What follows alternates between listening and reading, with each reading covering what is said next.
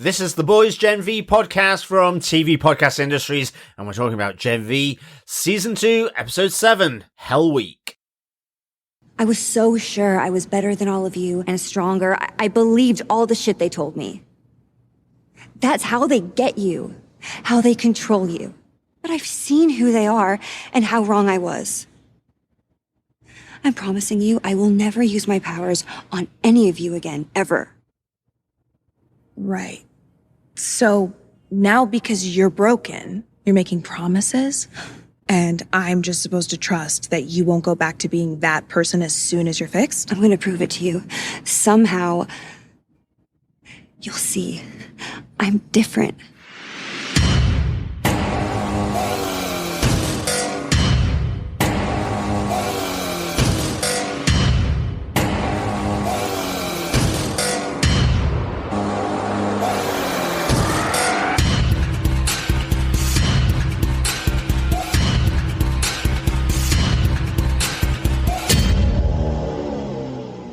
Welcome back, fellow boys and girls, to this episode of the Gen V podcast from TV Podcast Industries, and we are here discussing everything about Season 2, Episode 7 of Gen V, Hell Week. I'm one of your useless Supes, John. Welcome back, John. I'm your other host for this podcast, Derek. My ears turn into hands and the lobes are opposable. I feel like, that would be pretty much the power that I would get if somebody gave me Compound V as well. It'd be something really stupid like that. Be your nose, no doubt. Probably, yes. My nose grows long every time I lie, and you can call me Pinocchio. Yeah. There you go. That would be my power. And you think your ears would grow long, John? Or your grow lobes. I get it. Okay. No, I have my ears turn into hands. Okay. and my lobes are opposable. Right. Thumbs, yeah. I see it. Okay, interesting. Yes, so... But hopefully I would fly or be able to have like X-ray vision or like laser eyes or stuff like that. Well, definitely, because if you have any other crappy power like the ones we're suggesting, you may not survive through the end of this season. But we'll talk about that when we get into our spoiler-filled discussion about the episode, yes. Or maybe, you never know, one of my orifices might become the Dark Dimension. It might, yes. You could have a... singularity where there's currently an orifice, yes. Like a nostril, say, or something like that. Yeah. Anyway, fellow boys and girls, welcome back to what's been one hell of a week at Godolkin U. But before we get into that hell of a week in the episode Hell Week, just a quick reminder for all of those who are listening in to please head on over to tvpodcastindustries.com, where you can subscribe to any soup or non-soup podcast catcher of your choice. We absolutely love to get your thoughts, theories, observations, OMG moments from any of the episodes around The Boys Gen V. So please send those in via email to feedback at TV Podcast Industries, or you can pop on over to our Facebook group at facebook.com/groups/TV Podcast Industries, where you can leave your thoughts on the spoiler post for each episode. You can send in voicemail as well over on our website if you wish. But yes, please send them in for the feedback section. And a quick reminder that we will be heading on to our 7th question of the Gen V student bar quiz, with a question later in the episode. Yes. That will be the 7th of 8 questions, because we're on to our penultimate episode this week. And all you need to do at the end of the season is gather those answers together and email us to feedback@tvpodcastindustries.com with the correct answers, and you could be in with a chance of getting your hand on some Gen V goodies. And just one more question to go in that. I do want to say welcome back, John, because we have heard from lots of our listeners who were missing you on the Gen V podcast. I know we've been podcasting about loads of other stuff as well, but I think everybody loves all of us getting together on the Gen V podcast, and it seems to be alternating. It does a bit, doesn't it? Yes. We will hopefully all be together for the finale next week, but I know we thought we were all going to be together for this one, so I wrote one of my points based on the fact that there were going to be 3 of us here, and now it isn't as funny a joke, unfortunately. Oh no. But it's fine. John, how's the trip? Yes, it was really good. I was in Kenya, in Nairobi, for a conference. And part of the conference had a tour where you could go to the Nairobi National Park, which is right next to the city, and filled with, pretty much with the exception of elephants, all the main, the big five, I guess. So there's 4 of the big 5 there. Yeah. Plus many, many other things. And it's so strange taking these pictures with like the skyscrapers of Nairobi in the background, the sort of elevated railway viaduct going across the park, which they elevated so it didn't run through the park. Of course. But it's just really, really incredible. But to have like lions and giraffes and hippos and stuff there, is that? Yeah. I did see most of these photographs, I promise. I did see them. Absolutely. Black rhino, ostriches, zebra, different antelopes and gazelles, crocodiles. You name it. Cool. There's buffalo. Didn't see any of those now, but there's water buffalo. But no tigers, as those are only in India. Yes, pretty much. But lots of other amazing looking animals. And indeed, photos. absolutely. So it was absolutely incredible seeing all that wildlife, that range of wildlife, sort of that big safari savanna wildlife, so close to a huge modern city. Absolutely. So really good. Conference was really good. So hopefully we managed to get a bit of greenhouse gases down with all of our hot air. So all good. That would have been good. Excellent. I was here podcasting away, enjoying Gen V. I know you've caught up on all the episodes, thankfully. And here we are talking about the 7th episode, the penultimate episode for Hell Week of the boys Gen V. Yeah, Gen V seems to have gone really, really quick. It always does, because that 3-episode drop at the beginning. It always seems to be just over a month to get through the 8 episodes of the show. It's also because there's such big gaps between seasons. I want it to last much longer, rather than having that 6 or 8 or 10 month break until the next thing that comes along from this universe. Yeah, absolutely. But yes, we are getting very close to the end of the series. Yeah, well, it's good to be back. And I think with that, we should get into our spoiler-filled discussions of this 7th episode, Hell Week. Derek, give us the episode details. Absolutely. The show is developed by Craig Rosenberg and Evan Goldberg with Eric Kripke. It's based on the comic book series by Garth Ennis and Derek Robertson, and the executive producers for the show are Seth Rogen and Evan Goldberg. This episode, interestingly, was written and directed by Thomas Schnautz. One of the first times that there has been one writer and director on Gen V, as far as I remember.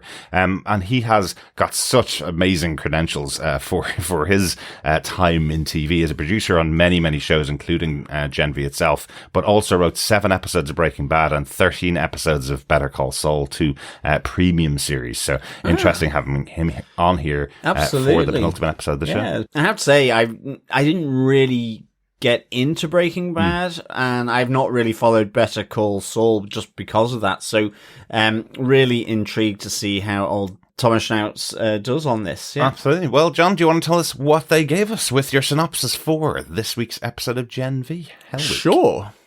Annabeth wakes up looking for her sister Marie after having a bad dream and vision about her, only for the group to discover that she and Cate are gone from Stan Edgar's bunker.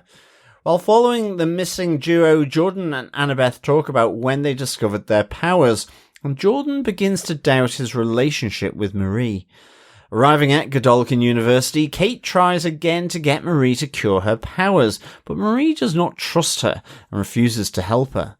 They go to Cipher's house to look for Thomas Godolkin, but Polarity tells them that the scientist is gone, taken by Cipher with a plan to cull the herd, ridding the campus of any useless powered Supes.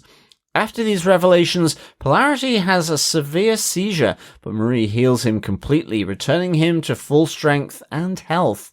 He suggests Marie helps Cate restore her powers so she can locate Thomas Godolkin, but again, Marie refuses.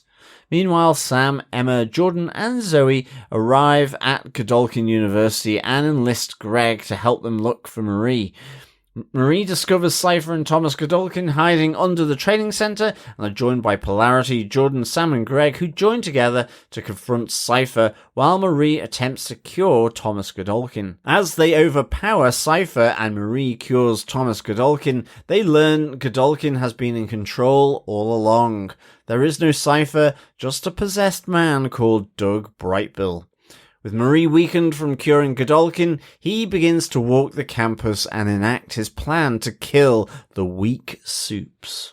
Oh yeah, and he starts pretty quickly weeding out the wheat from the chaff at the yeah, first he certainly moment. does. I mean, I have to say now, after Hempel, as he walked across the playing fields, I just thought various students were just going to start dropping like flies or strange things happening. I know what you mean, like kind of like when we had Victoria Newman walking out and heads were just exploding. Yeah, exactly. When she was in the courthouse, wasn't exactly. it? Yeah. So I kind of thought something like that was going to happen, where it's like, why are you playing sport? You know, you should be, I don't know, like a god. I mean, his whole thing is that they're gods, and the gods need to be,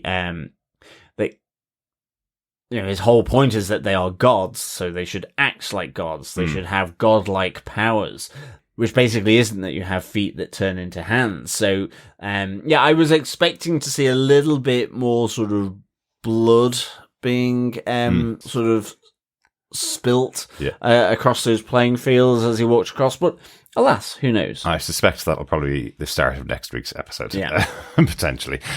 John, when we get into our major moments from the episode, we're going to start with our freshman or minor moment, go into our sophomore or medium moment, and then move into our senior or major moment.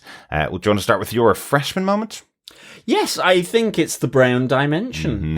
Yes, it is the singularity butthole that we have here, and good old Hempel. I think we'd seen his head previously in an earlier episode, sort of speaking to effectively his carrier, which in the credits, he's just described as Black Hole. I think that's his name in the credits. Yeah, it's not, there's no actual name like Hempel or Stephen or whatever. So, yes, it was just the brown dimension for these pledges, effectively, that are carried around. I think that character has made it into our freshman moment almost every single week. Yes, because they do so many unusual things with him. We thought last time that the head coming out of his a-hole was a sexual thing back then. Yeah. But then as we've learned that this is another dimension or is a quantum singularity, it may not be sexual. Quantum hemorrhoids, effectively, I guess. Maybe. Something like that. Yeah, maybe. But yes, ultimately, we have poor Hempel being offered then over to Sam. So, I mean, that whole moment as well is really kind of funny in the episode where the black hole squeezes one out and gives it to Sam on the chain. I think what makes it extra funny is that Emma has just arrived in the pocket of Sam, and she can't wear any clothes when she's traveling because her clothes don't change shape with her, as we've mentioned before, and she goes behind a tree to change, and you know, out of this kindness, Sam's covering his eyes, and then as she comes out from behind the tree, she sees Hempel being deposited on the ground from the black hole. It just adds that little extra element of disgusting, and then just proceeds to kind of be a fifth wheel, really, just following people around. So, yes, I kind of felt for Hempel, and certainly given A, where he had been, B, how he was treated once he had come out of where he had been, and then C, he got killed, or he killed himself through Thomas Godolkin using him as a meat puppet. Exactly. You know? Hempel didn't have it easy for his screen time. No, he didn't. He really didn't. Yeah. I mean, I must say, I thought he came out quite clean, actually, from but it's a Black quantum Hole. Singularity, remember? It's not. Exactly. It's not what most people would use it for. Let's put it that way. Yes. But that is my freshman or minor moment. Derek, what's your cleaner freshman moment. It is, Peter. We have mentioned before that this moment is the moment that just kind of sticks with you, or something that happened in the episode that will probably stay with you forever. Definitely that is the reason why Black Hole has made his presence felt across the entire season. But the one that stood out to me and the one that was stuck in my head is for very different reasons. It's in the conversation between Jordan and Zoe when they're driving.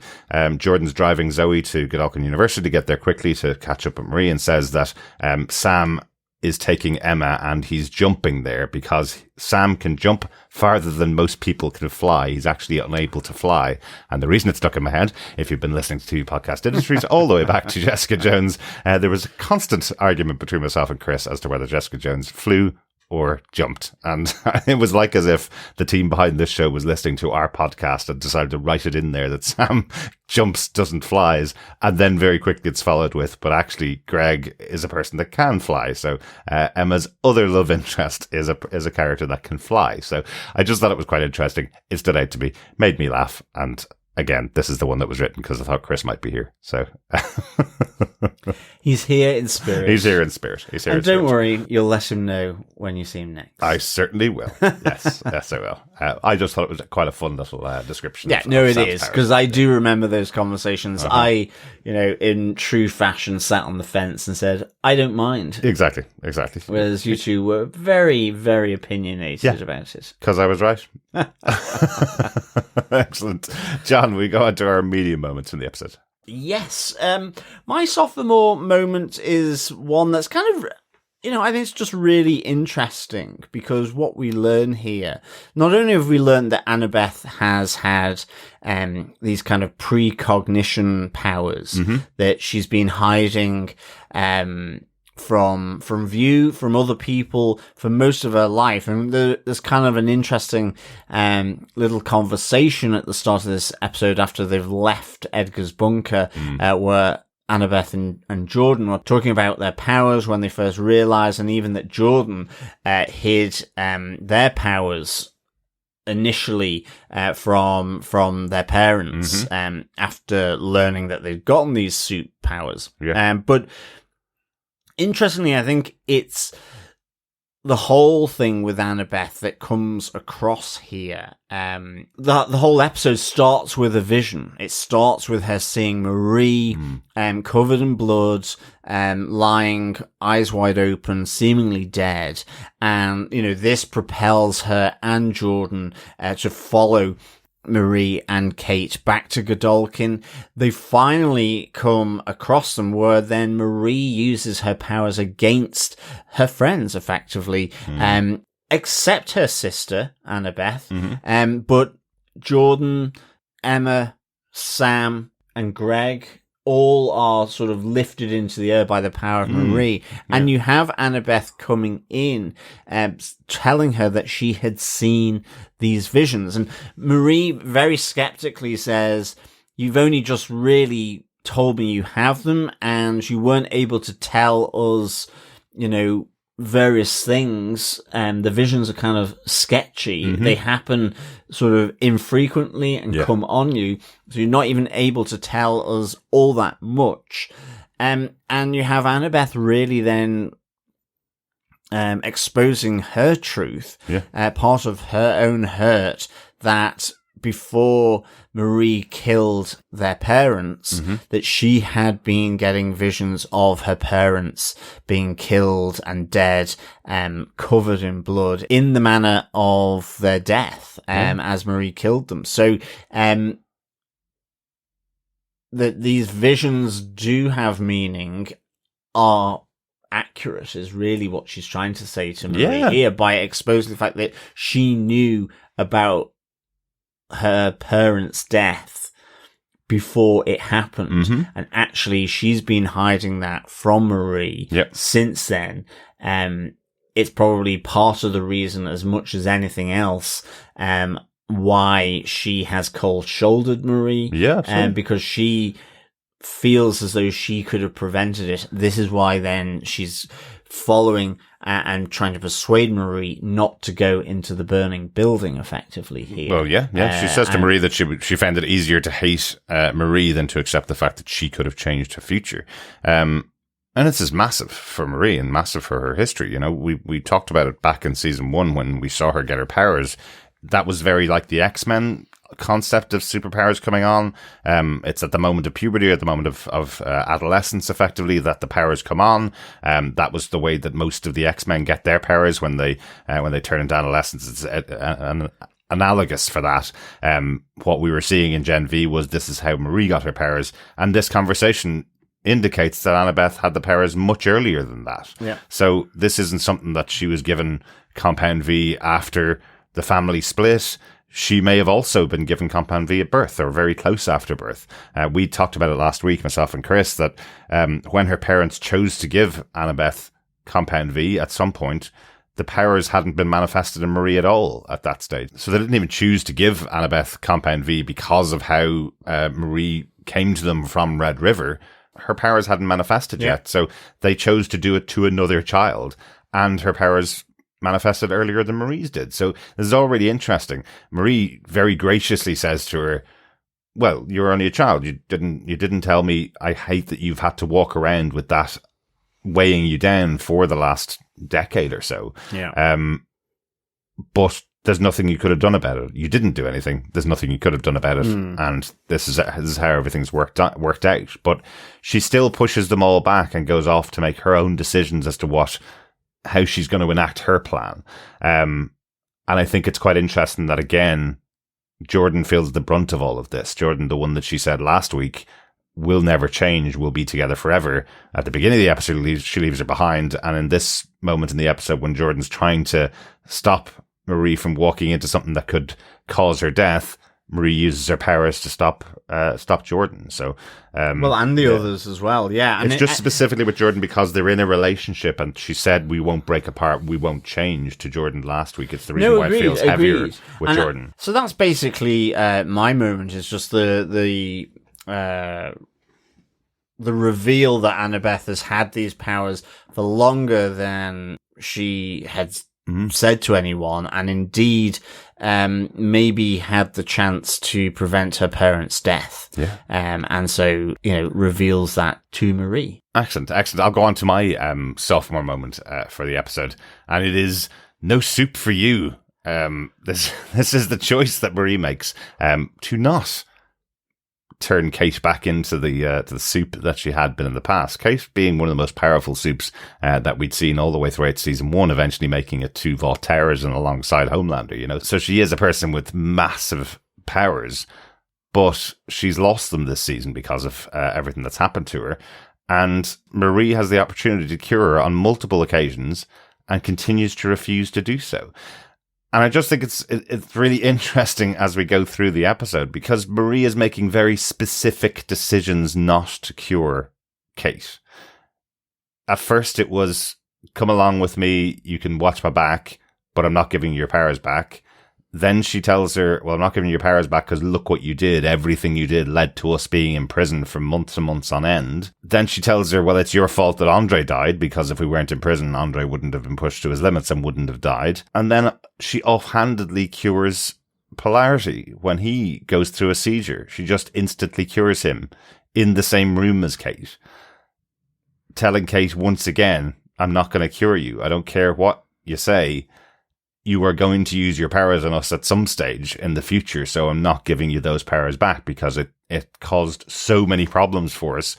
And then when she stands up to Jordan, or tries to block Jordan from stopping her going on what she considers her mission, she tells Cate to use her powers on the rest of that group, on that rest of that group of friends. She tells Cate she will cure her if she promises to use her powers to effectively wipe their memory so they don't know that Marie is about to go after Cipher and Godolkin. Exactly. And Cate is the one that in that moment shows consistency, at least from her offer to Marie earlier in the episode, which is, no, I promised I wouldn't do it on any of my friends ever again. Exactly. I'm not going to do it. Yeah. So doesn't get her powers back. Yeah. That is the interesting kind of change here, and in a sense almost the tell on Marie, because you're just like, well, what are you doing, Marie? I mean, is there this notion that she's all the hype of how powerful she is, that's starting to, not only go to her head, but it means she doesn't listen, not even to her closest friends, to other Supes about what she should or shouldn't be doing. It's like she's no longer taking counsel effectively. Absolutely. She is just making executive decisions by herself that impacts effectively her girlfriend, boyfriend in Jordan, affects the health of Polarity, affects how Cate is being perceived. I do like the fact that Polarity asks Marie to cure her after she has cured him from the seizures. Because, as he says, it makes sense so that she is the one that can find Cipher. Yeah. And yes, as you say, she then goes down the route of saying, well, yes, she deserved to be rescued from Elmira, but I don't trust her. Yeah. She's the one that effectively caused the death of Andre. And you have Polarity coming, well, if you want to blame anyone for Andre's death, blame me. I'm the one that didn't tell him that this was a side effect of the powers that we have. He understands, because it's happened to him, how Vought can get under your skin to do the things you never thought you would do. Absolutely. And you remember all the way through season 1 when Andre was coming to his dad with things that he was seeing that were very wrong about what Vought was doing at the school, and his father kind of saying, you'll ruin your career if you report any of that. You can't do that. Yeah, exactly. You're number one in this system. You need to stay within the system, basically. So it's a massive change for him. He says to them that the Vought machine makes you do those kind of things. So he understands. It's just a really interesting idea here that one episode after Marie's been told she's the only person, along with Homelander, that survived and was created in the same way as Homelander. She was protesting throughout the episode when anybody said she was like Homelander, and here she is ignoring everybody's direction and making decisions that quite interesting. May not be the best decisions. So it's quite interesting here about... Like, there's almost something in, and we'll talk about it in a second, but there's almost something in her even going so far as to cure Thomas Godolkin. It's almost like that's something built into the back of her brain that she must do, because she's making up excuses to force herself into curing Thomas Godolkin when it doesn't make sense that is the right thing to do. She's convinced herself on very little evidence that it's absolutely the right thing to do, almost like she's been controlled to do that. I don't know if that's the case, but it's almost like that. I think Stan Edgar's information, I guess, the weight of who he used to be in terms of the CEO of Vought, knowing about Thomas Godolkin, seeing him being protective of his granddaughter, in a sense, I think that carried a lot of weight. Yeah, absolutely. That's why she leaves quite soon after Stan Edgar has kind of laid it on the table, in that, she's now convinced that Thomas Godolkin is the person that can stop Homelander. Yeah. And maybe he is, absolutely, given the power that he has. But it's whether he wants to, because exactly. Homelander doesn't have hands for feet, But yeah, absolutely. But so he's got a worthy power. Yeah, I would think. But also multiple mentions throughout the episode. I'm going to keep calling this out because it's really important. Multiple mentions throughout the episode. This is all the plan that Sister Sage concocted with Thomas Godolkin. Multiple mentions that the reason why Marie is here is because she just can't help herself. She's got that hero complex that will push her to be here and push her to cure Thomas Godolkin. And even though you can hear it in his voice when he gets cured, you can hear him go, wow, that woman really is way more intelligent than I give her credit for. She was able to predict all of this. Even though he didn't believe it was going to happen, it did happen exactly to Sister Sage's plan. And as we've said throughout the discussion about her appearance on this show, she was side by side with Homelander, telling him she will get him into full power. So this is all going into that central plot that she had back in season 4 of The Boys, where she will do everything to keep Homelander on top, and now she's got the creator of the program that created him back where he needs to be, I guess. Yeah, but I mean, she's also been put in her place by Homelander as well, and you just wonder whether this is an insurance.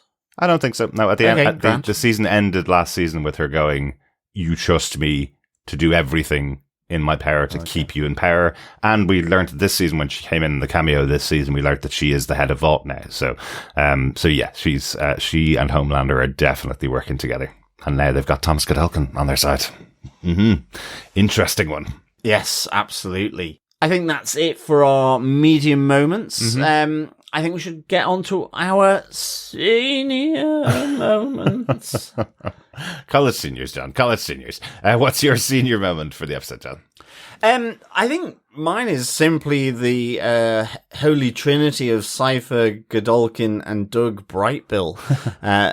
In essence here, I think the fight, the confrontation between Polarity and Cipher, effectively to distract Cipher as they think, so that Marie can go down to cure and heal Thomas Godolkin, and actually confirm that it is him for sure.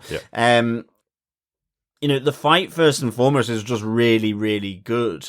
I like how Cipher has kind of figured out how Polarity is able to block him through the use of sort of his polarity effectively on the metals at the nerve endings in order to prevent Cipher from using him as a meat puppet. But then I do like Cipher, who says, well, can you guess where I'll be next? And so just jumps between people very quickly. As then you have, taking in turns, Greg, Sam, and Jordan beating the crap out of poor Polarity.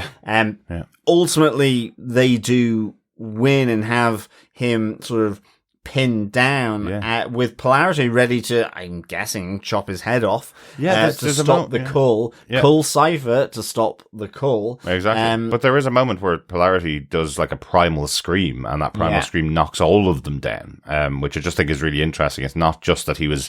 It's like he's also leveled up his powers, like Cipher has been talking about throughout the season. If they put in these moments of stress, they can level up their powers. Polarity's done that again, now knocking everybody down in the room. I know that Cipher was jumping between the others, but Jordan, Sam, and Greg all fall to the ground along with Cipher. And then, as you say, we see Polarity standing above him, about to kill who he thinks is Cipher, and then we learn the truth. That we kind of suspected a bit that this person, Cipher, doesn't actually exist. Yes. Cipher is not him.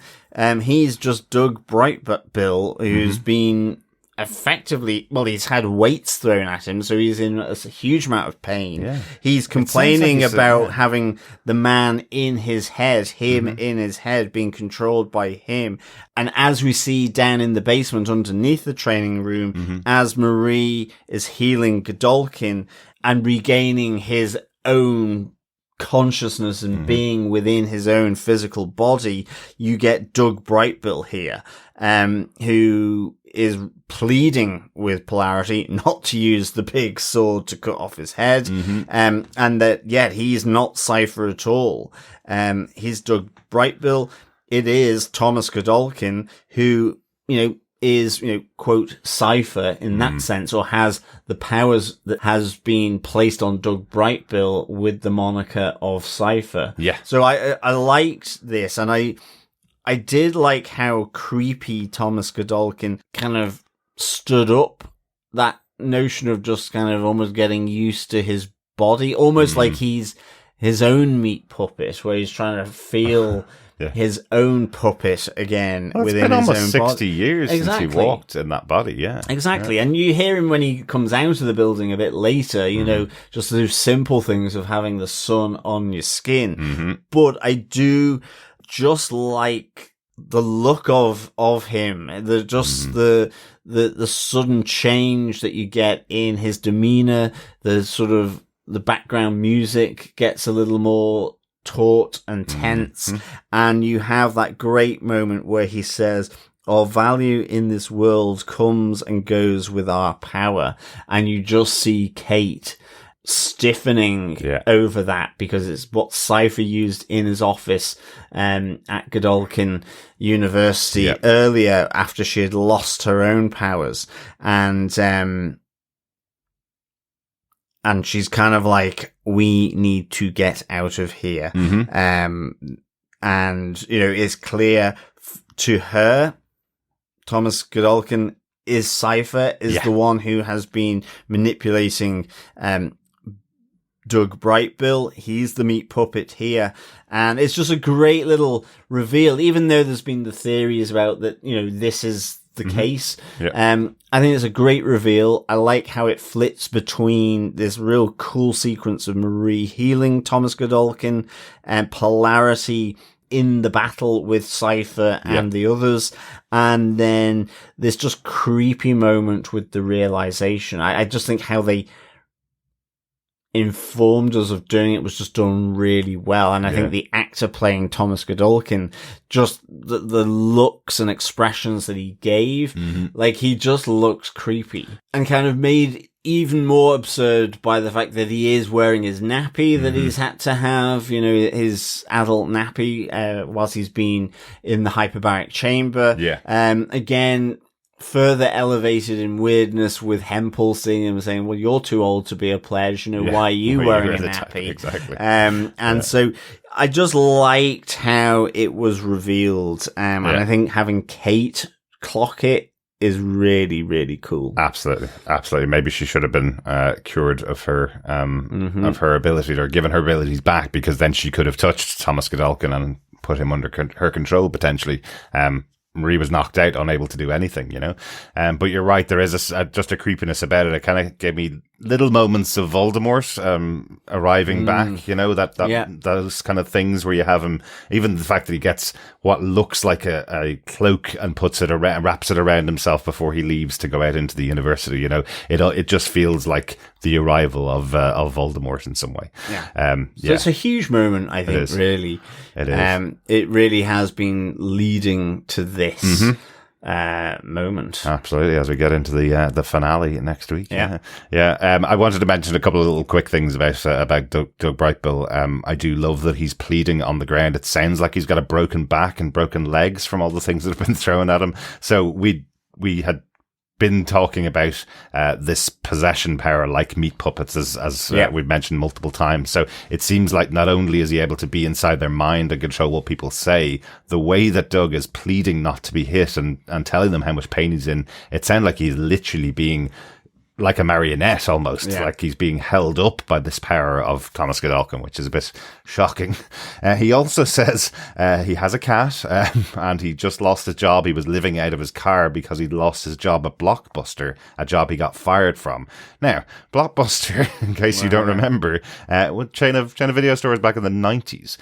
There's only one left in the US in Oregon, and that's been the only one for about 7 or 8 years. So how long has this character of Doug Brightbill been in the control of Thomas Godolkin? Has it been like 2 decades since he's been in control of him, or is it much more recent than that? And he just lived in Oregon. I mean, Thomas Godolkin has been injured since the 60s or 70s. There, like we saw at the start of this season. So he's not as such, unless he's able to do stuff, you know, very close by. I reckon it's Sister Sage who's having to bring him the meat puppets. Maybe. Maybe that's it. Potentially. Because he's kind of slightly immobile, really. I was kind of thinking of the, I don't know whether you know I know you don't know the Anne Rice book, Tale of the Body Thief, but I kind of thought it was the he gets inside the body of somebody and then jumps the spirit from that person to the next person and eventually brings them back himself. But yeah, could absolutely be Sister Sage. It could be that, absolutely. Yeah. It's just, I'm thinking more that it's a range thing, that after so far he can't do that, but maybe he can. Yeah. So yeah, maybe it's exactly like that. And it does, there's something that's been going on throughout the season that we haven't been able to work out why it's been happening, where we've been seeing who we now know is Doug slapping the body of Thomas Godolkin over and over again. And it gets to a head in this episode. We see Cipher taking out a belt and slapping Thomas Godolkin, and then eventually picking up the oxygen tank and saying, well, now it's time to end it. And finally, with all this put together, you realize that what actually has been happening the whole time is, if this plan doesn't take effect, and if what happened last week with Polarity happens, that there is a way to block the ability of Thomas Godolkin, well, he'll be put back into that body, that burnt body that's been there since 1967, unable to move, stuck in the body with somebody blocking him inside. So he was going to kill that body and just stay alive inside the body of Doug Brightbill. And by killing the body of Thomas Godolkin, then Doug's body would be the host for the symbiote almost, and he would stay inside his body. Yeah, so and that's interesting as well, because you do hear Cipher saying there might have to be a great sacrifice as well. Exactly. Which means that Thomas Godolkin doesn't need to be alive in his original body for him to remain active. So that idea of the spirit jumper makes a lot of sense then, because it is that's the essence of Thomas Godolkin as a Supe. Yeah. It's not tied to his physical form. Yeah, it's just the fact that we've seen him control people from the body of Cipher. So it's almost like he's fully possessing Cipher, and then he's able to reach out and possess other people from there. So it's been really interesting, but now he's in a fully reformed version of the Thomas Godolkin body, and now out on campus. Yeah. There isn't a huge amount more from the episode. My major moment from the episode was about Godolkin and how he goes out to enact his plan, because that's how we lose Hempel, the first person that he meets when he comes outside, when he realizes that his power is that he has opposable feet. His big toes become thumbs, or opposable toes. He makes him choke himself to death. Well, yes, and he says, we want gods to walk this earth, not circus freaks. So from a comic book perspective, I don't know whether you got this, John, that's the difference between how DC used to sell their comics versus how Marvel used to sell their comics. DC talked about gods walking amongst us. That was their big thing about people like Superman and Aquaman and Wonder Woman. They are gods walking the earth. Whereas Marvel talked about people gaining superpowers and how the superpowers would exist in the real world almost. Kind of. It was kind of that difference between one side and the other. So here it's looking at people that have silly powers, like, let's say, Squirrel Girl as an example. I know people love Squirrel Girl. I can't believe you said that, Derek. But you could see Thomas Godolkin come up and going, hang on, you have the ability to talk to squirrels. Okay, yeah, go over there and eat too many nuts. That kind of thing. So it depends on your personal preference as well, because it is ultimately, she's very powerful, of course. Exactly. Yes. And it is ultimately, you could go, yes, DC had that idea of gods walking among you, but then also had Condiment Man. Yes, of course.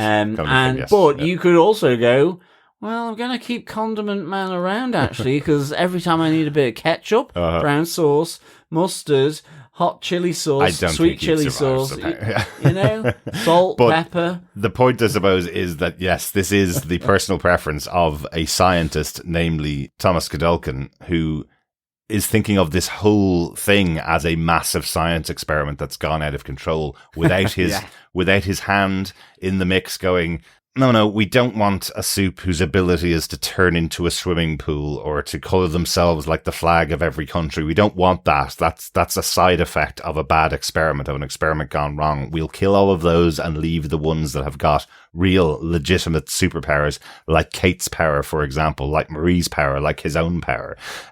So it puts quite a few people on the board to be killed, I guess. One person that comes to mind is Emma and Harper's friend. Bushmaster. Yes, who has the ability to control not the hair on her head, only her pubic hair. I have a feeling that Thomas Godolkin would think that's an embarrassing power that may not be very useful. So I'm wondering if that's what's going to happen. We're going to see some of the characters that we've seen throughout season 1 and 2 with these very silly superpowers, and those people are the ones that we're going to see getting killed, because we have a connection with a lot of those characters now after being on screen for 2 seasons. Absolutely, absolutely. Yeah. I, for one, would keep Condiment King around. He's not in this universe, John. I know he's not. He's over in Gotham getting beaten up by Batman. But then you can imagine, or like my fingers become like fries, continuous bag of fries or chips, Condiment King will never not be a hilarious super villain character. If you like condiments, it could be very useful, and you might want to keep him around. I don't think that would match the criteria of Thomas Godolkin. I think Thomas Godolkin's a very evil man who wants to surround himself with people that can run fast, beat people up, fly big. He wants to create a brand new Vault 7, potentially, with people with strong superpowers. I even wonder if the Deep might be on his list for people with useless superpowers who can speak to fish. Maybe that's not something on his list. Maybe, it'd be very interesting to see how he perceives the Deep. Indeed, yes. Yeah. That's it for my major moment. Just wanted to talk about that and who could be on the target list for Godolkin when he returns. Any notes, any points that we haven't talked about, John? No, none from me. What about yourself, Derek? I just had one that seemed to be a line that was surviving from a previous draft of the episode. Sorry to say it. It's just in the conversation with Marie and Cate when they arrive at the university, and Marie turns around to Cate and goes, "Oh, at least we're here. We're at the university. We can go back to our rooms and get a change of clothes and get out of these Elmira clothes." They're not in Elmira clothes. They're in the clothes they got from the library. So that obviously made it all the way through all the drafts, all the rewrites, all the filming, because they're actually still wearing the clothes that they were wearing that they took from the library. So I don't know how it got to the point where Marie is saying we need to get out of these Elmira clothes, because Elmira clothes would have been their prison clothes, isn't it? Yeah, it's just a silly moment that you notice that somebody let a line get through multiple drafts and onto screen, and nobody said, "Hang on a second, that doesn't make sense." It's the continuity element, isn't it? Yeah. Just a bit of a surprise. It doesn't happen very often, especially not in a show of this caliber. So I just wanted to catch it. Also really like the moment with Annabeth and Jordan having the conversation, and Annabeth trying to understand the relationship goes to Jordan, "So are you and my sister in a boyfriend, girlfriend kind of situation? Is that the deal?" So I like that naming of their relationship. I thought that was quite good. John, overall, what do you think of this episode of Gen V, the penultimate episode of the season, Hell Week? Yeah, I really, really enjoyed this. It was good. I'd give it 4.5 butt wipes out of 5. That is staying in your memory. It certainly is. Yeah. Quantum hemorrhoids out of 5. You name it. Yeah. I just liked how Thomas Godolkin's Cipher, Doug Brightbill kind of got revealed, really. Mm-hmm. I loved that it was Cate. I really enjoyed the Cate-Marie dynamic, because actually I think the journey... Well, Marie as well. I'm just not entirely sure I know now what the journey of Marie is. Mm-hmm. But Cate has been on a journey. She's realized what she did. She is trying to atone for it, whether she is being given that opportunity by the likes of Marie or Jordan or Emma. Maybe that's the thing that's actually going to be the surprise, is that Emma realizes she's been backing the wrong horse, in a sense, with Marie. Yeah. I just don't know what Marie's path leads down, whereas Cate, I've really enjoyed that, certainly where she refuses to get her powers back because of what the conditions are around them put on by Marie. So that was really good. I think Polarity, I really enjoyed how Polarity has been used here, and I suspect that's because in a sense, he's become the replacement for Andre. Yeah, absolutely. I can't imagine that they would have used the father of one of the other characters exactly in such a heavy role throughout the like season. You kind of feel that the cure would have happened to Andre. But given the situation, I just really think Polarity's story has just had that notch up, and it's been really good to see. Loved the fight in the training room. The cure of Thomas Godolkin, really good. For me, this is 4.5 butt wipes out of 5. Fantastic. Yeah, nice to have a rating for the episode. Yeah, I really enjoyed this one. It was really a really good episode. But I think we need to go and wet our whistle, get down to the pub, get a few shots in, or at least steady the nerves, have a beer maybe. Indeed. Yes. Fellow boys and girls, fellow quizzers, welcome to the Boys Gen V Student Bar Quiz. This is episode 7, which means we are already on the penultimate question. Question 7, which is, what do they call Hempel and pledges like him? That's in the conversation he has with Sam, who had to take over him as a pledge, isn't it? And he yes, tells him what they call them. Excellent. Do you want to give the question one more time, John? Yes. What do they call Hempel and pledges like him? Very good. Collect all 8 answers together and email us at the end of the season 2 feedback at tvpodcastindustries.com, and you could be in with a chance of getting your hands on some Gen V goodies. As usual with the boys shows, what we do when we finish our final episode, we come back with a wrap up of the season, give out the answers to all those questions, and crown the winner of the Gen V pub quiz at the end of that season on that final episode. So you have a little bit of time. You have roughly a week after our final episode comes out to get all 8 questions in. If you've missed any of the questions, pop on over to our website at tvpodcastindustries.com, where you'll see the questions up there under pub quizzes. And this episode of TV Podcast Industries, and of course the pub quiz, are brought to you by our supporters over on Patreon, including Brendy. Thank you so much, Brendy, for your support. Yes, thank you so much, Brendy, for the support on Patreon. Really, really appreciated. Yes, and thank you as well to not only Brendy, but our other patrons as well. Absolutely. You could support us for any monthly amount by going over to patreon.com/tvpodcastindustries. Or if you'd like to support us with a one-off donation, you can pop on over to buymeacoffee.com/tvpi and buy us a coffee over there. You can also support us by subscribing to the podcast and sharing it with your friends, because sharing the podcast is sharing the love. Yes, indeed it is. Something else we love as well is we love to hear your thoughts about Gen V, fellow boys and girls. Yes, absolutely. Time to get on to some feedback from our wonderful fellow boys and girls. First up, we have an email in from Coffee and Vodka. Yes, Coffee and Vodka says, greetings, fellow Oopsie defenders. Marie's best laid plans produced the best worst villain and the best episode of the season. We got this world's Nazi-fied Charles Xavier battling its heroific Magneto and some of the most powerful acting and events.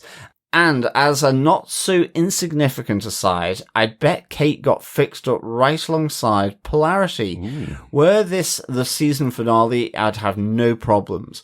Godolkin, if anything, is even more malevolent now than he was via his beardy puppet form. Walking among the students, he looked like a dire wolf among sheep.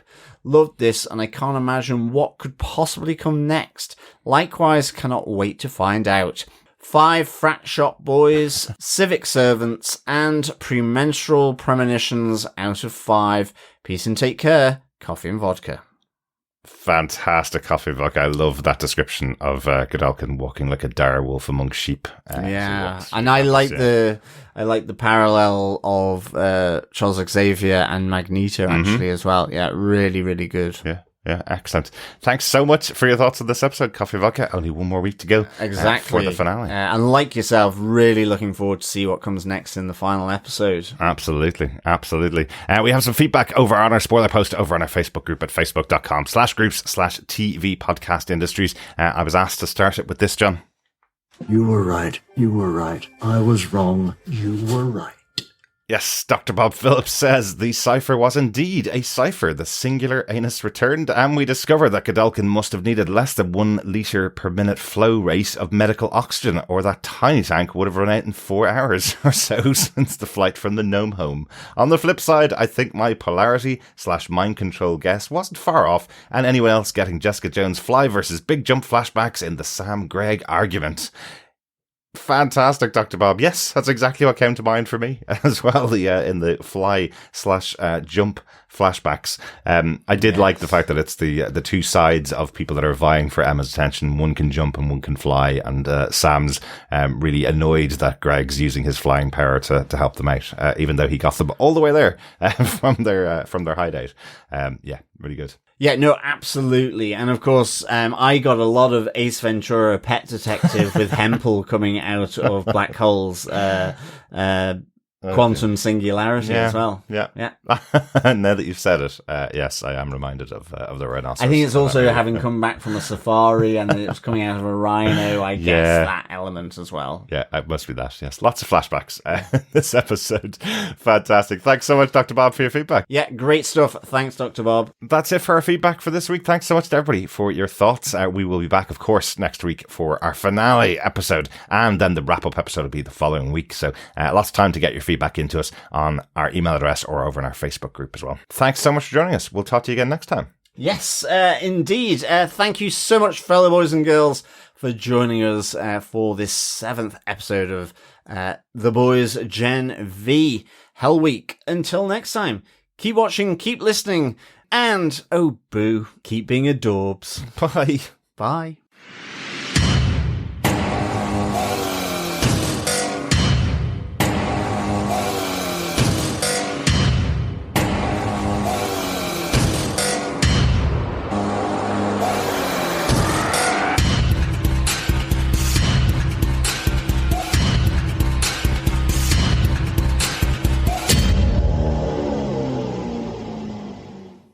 Get it, got it, good. John, how was the safari? John, how was your trip? John, how was the trip? Get it, got it, good. But yeah, it's just really, really incredible. But you have like tires and... but you have like tigers and giraffes. No, not tigers. Tigers are Indian. But you have like lions and giraffes and... Yes, there were giraffes. But giraffes. Movie. Lions and giraffes. And tigers, blue whales. But you have like lions and giraffes and hippos and stuff there, is that? Yep. Yeah. I did see most of these photographs, I promise. I did see them. Absolutely. Black rhino, ostriches, zebra, different antelopes and gazelles, crocodiles. You name Very it. cool. There's buffalo. Didn't see any of those now, but there's water buffalo. But no tigers, as those are only in India. Yes, exactly. You don't get tigers in Africa. No. So lions and tigers and bears are never on one continent, is basically the joke. I don't know. Lions, tigers, and birds. Oh my. That's from Wizard of Oz, John. Lions and tigers and bears. Oh my. And maybe. Yeah, you're probably right. Except for lions, because they're not in Africa at all. So, yeah. Lions are, yeah. Oh my god, it's supposed to be just simple. Let's not talk about whether they Doesn't matter. Get it, got it, good.